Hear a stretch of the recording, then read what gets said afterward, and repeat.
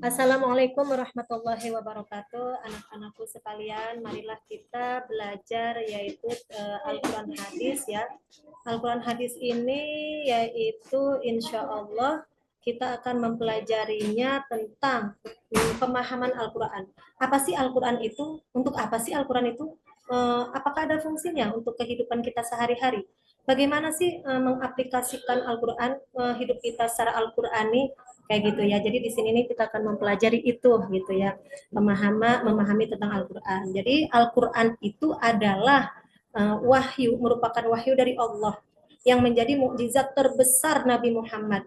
Nabi Muhammad itu banyak sekali mukjizatnya. Nah, mukjizat yang terbesar itu Al-Qur'an yang mana bisa kita saksikan sekarang ini, yang biasa kita baca, kita pegang ya sehari-hari gitu. Itu adalah Al-Qur'an, kitab sucinya umat Islam.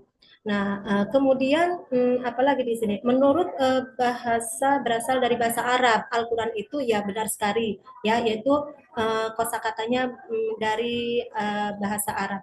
Qoro'a artinya membaca, qoro'a yaqra'u, ya.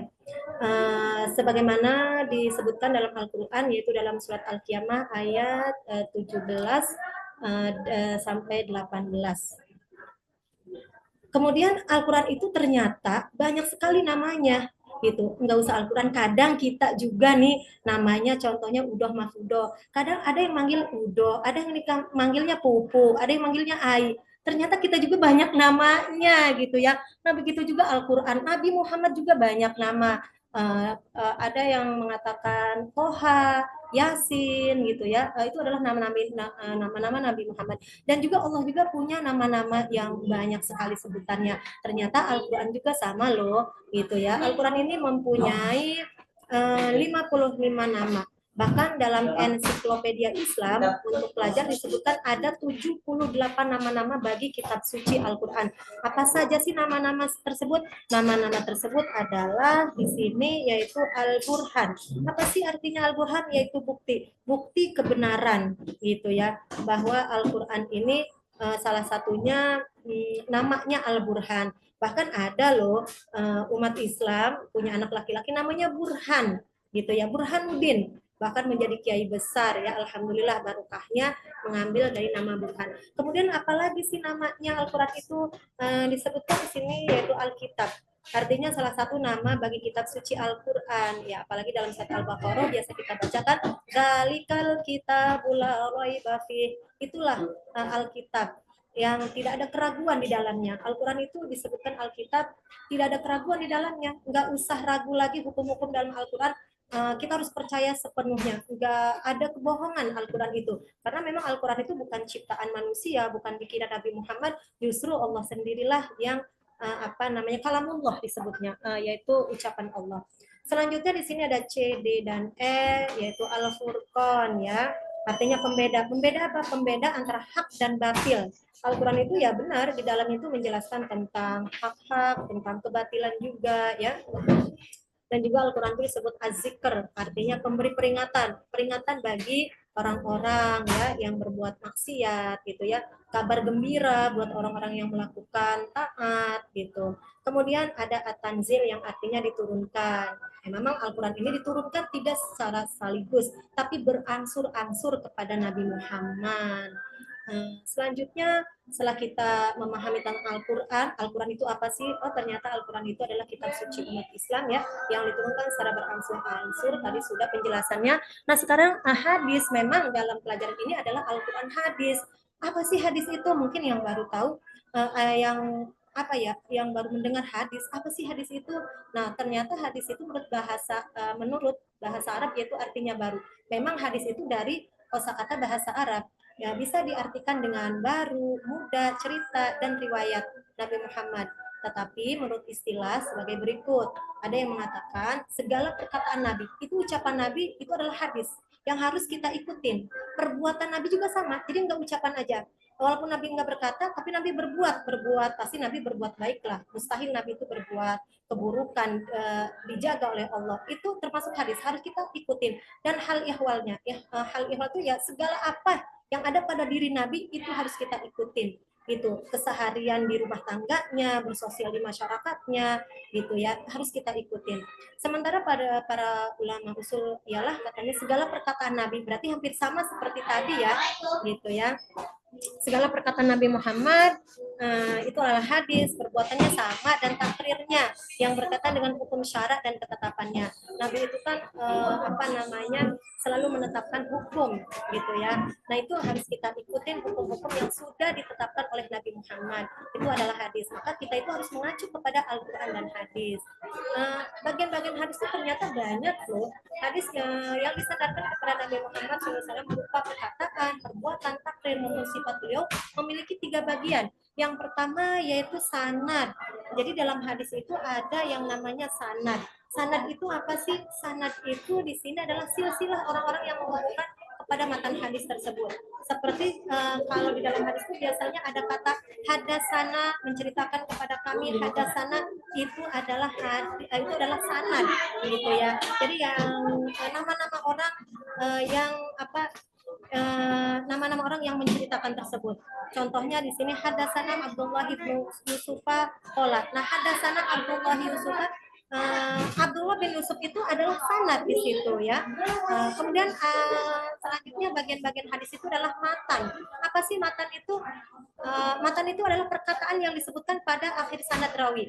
Jadi isinya matan itu contohnya di sini sami'tu Rasulullah qara'a maghrib apa ya di sini contohnya apa kalau matan itu tolabul ilmi fardhatun ala kulli muslimin wa muslimatin. Nah isinya itu tolabul ilminya itu gitu ya. Itu adalah matan, isi hadisnya tersebut itu adalah matan. Kemudian ada di sini rawi. Rawi adalah orang-orang yang menerima hadis, kemudian mengumpulkannya dalam satu buku. Biasanya di dalam hadis itu dalam hadis ada kata rawahul Bukhari kayak gitu ya. Nah, rawahul Bukhari. Nah, berarti rawinya itu adalah Imam Al-Bukhari gitu. Jadi di sini ada kategori ya, ada sanad, ada matan dan ada rawi. Kemudian fungsi Al-Quran. Apa sih fungsinya Al-Quran? Kita sebagai umat Islam harus apa namanya tuh berpedoman kepada Al-Quran, justru mempelajari ilmu tajwidnya, mempelajari isi-isinya. Banyak sekali ilmu-ilmu Al-Quran. Ulumul Quran itu banyak sekali gitu ya. Apa fungsinya dalam kehidupan manusia? Nah, di sini dijelaskan bahwa fungsinya yang pertama sebagai petunjuk, pedoman dan rahmat bagi orang-orang yang meyakininya. Memang benar sekali. Al-Quran itu sebagai pedoman hidup kita. Di situ banyak sekali nasihat-nasihat, terutama bagaimana sih seorang muslim itu harus memperlakukan kepada orang tuanya. Ada dalam Al-Quran di situ. Memperlakukan orang tua bahkan dilarang untuk mengatakan ufin, mengatakan nggak mau, kayak gitu, membangkang. Di situ ada petunjuk-petunjuk agar hidup kita itu selamat di dunia dan akhirat. Selanjutnya sebagai penawar bagi segala macam penyakit, benar sekali gitu ya. Al-Quran itu adalah sebagai penawar. Bahkan biasanya kalau kita menjenguk orang sakit atau di pengajian-pengajian itu kita suka baca, ayo anak-anak kalau di sekolah ya, anak-anak teman kita ada yang sakit masuk ke rumah sakit, ayo kita sama-sama membacakan Al-Fatihah. Dengan kemuliaan Al-Fatihah kita doakan teman kita supaya sehat kembali. Nah itulah, jadi banyak sekali ulama-ulama, bahkan Nabi Muhammad sendiri juga membacakan surat Al-Fatihah ketika ada sahabatnya yang sakit. Jadi sekali lagi, Al-Quran adalah sebagai penawar bagi segala macam penyakit. Bahkan ada beberapa ulama yang soleh ketika dia sakit, dia bermunajat, ya Allah, saya membaca Al-Quran ini, mudah-mudahan dengan keberkahannya Engkau sembuhkan penyakit saya. Jadi bertawasul dengan Al-Quran. Salah satunya yaitu surat Al-Fatihah. Selanjutnya apalagi sebagai kabar gembira dan peringatan, yaitu sudah tadi ya dijelaskan bahwa isi kandungan Al-Quran itu tentang kabar gembira bagi orang-orang yang mukmin, yaitu masuk ke dalam surganya, dan peringatan kepada orang-orang yang mendurhakai Allah, yaitu sudah pasti ada ancamannya. Bahkan dalam Al-Quran itu wa may ya'sillaha wa rasulahu faqad adalla dhalalan mubina. Barang siapa yang bermaksiat kepada Allah, membangkang, tidak mengikuti ya aturan-aturannya, dia sudah tersesat dengan kesesatan yang nyata. Itu kan berarti suatu peringatan agar kita tidak tersesat ke jalan yang tidak benar. Itulah Al-Qur'an. Jadi selain memberikan kabar gembira, juga memberikan peringatan kepada ya umat Nabi Muhammad khususnya ya. Kemudian sebagai pembenar dan penyempurna kitab-kitab yang lalu, benar sekali, Al-Quran itu adalah kitab yang paling sempurna di antara kitab-kitab, yang mana kita juga harus mempercayai rukun iman, yaitu salah satunya adanya kitab-kitab Allah yang diturunkan, salah satunya Al-Quran. Nah, kitab-kitab yang lain itu disempurnakan oleh Al-Quran. Apa yang tidak ada di kitab selain Zabur, Taurat, Injil, yang tidak ada di Al-Quran itu disempurnakan gitu. Kemudian sebagai pembeda antara hak dan yang batil, ya benar sekali, dalam Al-Quran itu ada ya tadi tentang kebatilan-kebatilan, contohnya tentang minuman arak, khamr, berjudi, dijelaskan di situ bahwa innamal khamru wal maisiru, ya, bahwa khamar dan judi itu adalah rijisun, najis, artinya haram hukumnya gitu. Dan yang keempat adalah Al-Quran sebagai penerang hidayah, ya, di situ banyak sekali petunjuk-petunjuk bagi orang-orang yang mengimaninya, yang bertakwa gitu ya. Selanjutnya di sini fungsi hadis. Tadi fungsi Al-Quran, sekarang fungsi hadis. Apa sih fungsinya hadis? Kok kita harus mempelajari hukum-hukum hadis? Yang mana sudah tadi kan kita sudah tahu bahwa hadis itu adalah perkataan, ucapan, perbuatan Nabi yang harus kita ikutin. Oh, ternyata hadis itu fungsinya untuk mengukuhkan hukum-hukum yang telah disebutkan dalam Al-Quran. Jadi kadang dalam Al-Quran itu ada hukum-hukum yang hanya secara global gitu ya. Nah, ini ada nih nomor 2, menafsirkan ayat-ayat Al-Quran yang bersifat mujmal, membatasi keumuman Al-Quran, dan menetapkan hukum-hukum yang belum disebutkan dalam Al-Quran. Nah, salah satunya seperti Al-Quran itu ada hukum-hukum Al-Quran hanya secara mujmal, yaitu dirikanlah sholat, tapi tidak menjelaskan bagaimana sih sholat itu, kayak bagaimana rukunya, ya, sujudnya. Nah, itu dalam hadis itu di situ dijelaskan gitu ya. Sholatlah kamu sebagaimana kamu melihat aku sholat, kayak gitu ya. Nah, itulah fungsinya hadis. Adapun cara-cara memfungsikan Al-Quran dan hadis dalam kehidupan sehari-hari adalah sebagai berikut. Yang pertama, sebagai pedoman dalam kehidupan pribadi. Terus yang kedua, sebagai pedoman dalam kehidupan keluarga atau rumah tangga. Yang ketiga, pedoman dalam kehidupan bermasyarakat. Yang keempat, pedoman dalam kehidupan berbangsa dan bernegara. Dan yang kelima adalah sebagai hakim dalam menyelesaikan masalah. Jadi kehidupan kita itu baik untuk diri pribadi kita ataupun dalam kehidupan rumah tangga kita, yang memperlakukan suami dan anak, dan kita bermasyarakat, ya, kemudian berbangsa dan bernegara, hendaklah kita itu berpedoman kepada Al-Quran dan hadis. Bahkan dalam hadis itu ya berakhlaklah dengan manusia dengan akhlak yang baik. Khaliqin nas, berakhlaklah kepada manusia bikhuluqin hasanin, dengan akhlak-akhlak yang baik gitu ya.